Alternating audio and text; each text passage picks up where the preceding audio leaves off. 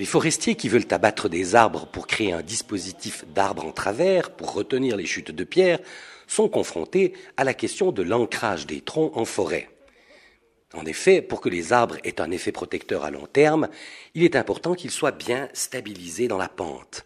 La manière la plus efficace et la moins coûteuse d'amarrer les troncs est de faire en sorte que la cime de l'arbre tombe en amont d'un autre arbre et que le pied de l'arbre abattu reste derrière sa propre souche.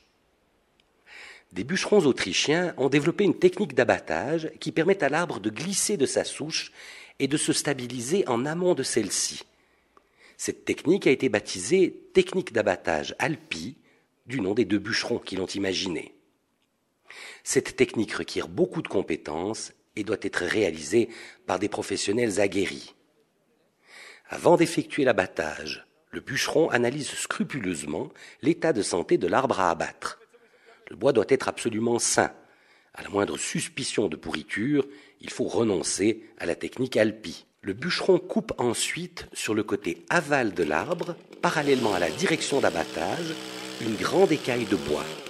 Cette écaille servira d'appui lorsque l'arbre tombera et évitera que son pied bascule à l'aval. L'écaille découpée, le bûcheron effectue l'entaille qui donnera la direction de chute de l'arbre.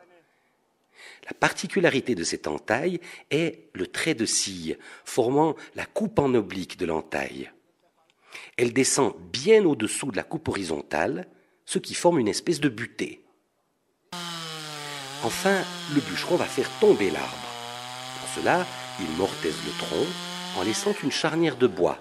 Il finit sa coupe en sciant le bois de l'intérieur de l'arbre vers l'extérieur. Avec ce dernier coup de tronçonneuse, le bûcheron doit veiller à ne pas couper le fond de l'écaille. L'arbre, en tombant, se met dans la direction de chute.